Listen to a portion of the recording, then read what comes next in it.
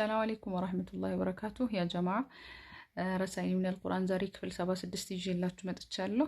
ከዚህ በፊት በሰባተኛ 73 ፓርት ላይ ስለ ንግግር ባነሳነው ሐሳብ ይሄን በትንሹ ጠቅሰነው ነበር። አሁን ደግሞ በሰፊው አድሃም ይዞልን መጥቷል።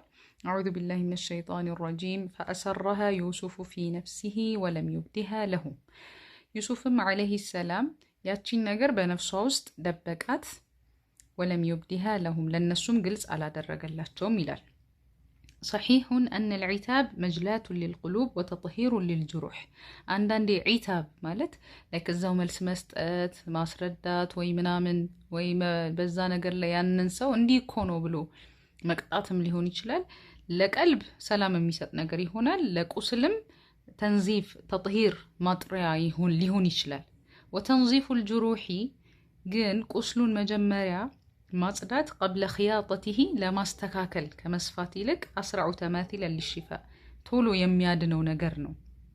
ያ አላደል እንዲ እናስረዳ እንደዚህ እንበል ولكن አንዳንዴ ليست كل الظروف مؤاتية للعتاب አንዳንዴ ሁሉንም ነገር ለመተሳሰብ ለመነጋገር የማይሆኑ ይሆናሉ። احيانا አንዳንዴ عليك ان تتظاهر انك لم تفهم رغم أنك فهمت كل شيء ሁሉም ነገር አንደርስታንድ አድርገው ገብቶሃል እኮ ግን እንዳልገባህ መሆኑ አንዳንዴ ጥሩ ነው።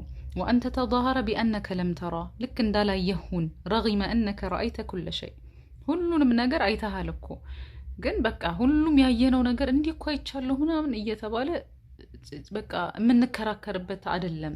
ተጋፈል احيانا አንዳንዴ ችላ በለው ولو بدا الامر لك خساره لحظيه የተወሰነች ጊዜ እንኳን خساره ያመጣል ብለህ እንኳን ብታስብ النبلاء يعرفون እነዚህ ብለህ ሰዎች የምንላቸው ያውቃሉ أن كسب الناس أولى من كسب المواقف ሁኔታው መዋቂፍ ማለት ያ ነገር በተከሰተበት ሰዓት ያለውን ነገር ለማስተካከል ከሚጥሩት በላይ ሰዎችን መያዝ أولى بلاج مهون يقالو ولم يشرها يوسف عليه السلام في نفسه يوسف عليه السلام الدبك أمكو إلا لأن التغاضي من شيم الكرام إيه تشلا مالت شيم الكرام مالت يتكبروا سوتش مجلج أو إن بهرياتو عندهن سلاوك أنا كان الإمام أحمد يقول إمام أحمد من لالو 9 العافية في التغافل عافيان أسر كفل الله بلو يسبالو كزت أنو زت أنو تغافل تشلا بمالت وست أمي جنوناتشو سلام يالو عافية يالو بلو يلالو ويقول الإمام الشافعي من يلالو الكيس العاقل هو الفطين المتغابي بلهن بسال سو بلو مالت إياوك اندلاوك متغابي مالت تشلا أمي مالت إيايا اندالايا يميهون نو ويقول أكثم بن سويفي من تشدده فرق ياتأبك أسو لا يو نجرون أبلاشو ይላሉ ومن تراخى تألف እንዲሁም ደግሞ አይሆንም ብሎ ሁሉ የሚዳፈር ነገር ይላመዳል والسرور في التغافل ደስታ ብሎ ማለት ያለው في التغافل ንቆ በመተው ውስጥ ወይም ችላ በማለት ውስጥ ነው ይላሉ። ويقول ابن القيم ምን ይላሉ من المروءة التغافل عن عثرات الناس የሰዎችን ስህተት አለማነፍነፍ ብስለትና ታላቅነት ነው ብለው ይላሉ። ሐሳቡ በጣም ሰፊ ነው። በተለይ እነ ሻፊዒ ቀውል የነ ኢማም አህመድ ምናምን ደስ የሚል ሐሳብ አለው። ሁሉንም ነገር መከታተል ውስጥ እና መልስ ልስጥለት ላስረዳ ምናምን የምንላቸው ነገሮች ሁሉ አንዳንዴ በቃ የምናልፋቸው ነገሮች ሊኖሩ ይገባል። በቃ ባለማስረዳታችን የማናጣው ነገር ከሌለ አይቶ እንዳላየ ይሄ የመብሰል ምልክት ይመስለኛል። በፊት የሆነ ሰው እኮ እንደዚህ ብሎሽ እንደዚህ ምናምን እንዴት እንደዚህ ይለኛል ቆይ ደውዬ እናገረዋለሁ እኔ እንደዚህ አድርጌያለሁ እንዴ ምናምን በቃ ኢነርጂያችንን መጨረስ መበሳጨት ምናምን በቃ እውነታውን አውቀዋለሁ እኮ ስፔሻሊ ደግሞ ስለኔ በሆነ ጉዳይ ላይ ገብቷችኋል አይደል? ስለኔ በሆነ ጉዳይ ላይ በቃ የሆነ ጊዜ ታይሙ ሲመጣ ይፈታላቸው ምናምን እንበል። እኛ በራሳችን ካልተናገርን ካላስረዳን ብያለን የምንደክመው እኮ ያ ሰው መረዳት ካልፈለገ ኦብቪየስሊ አይረዳም።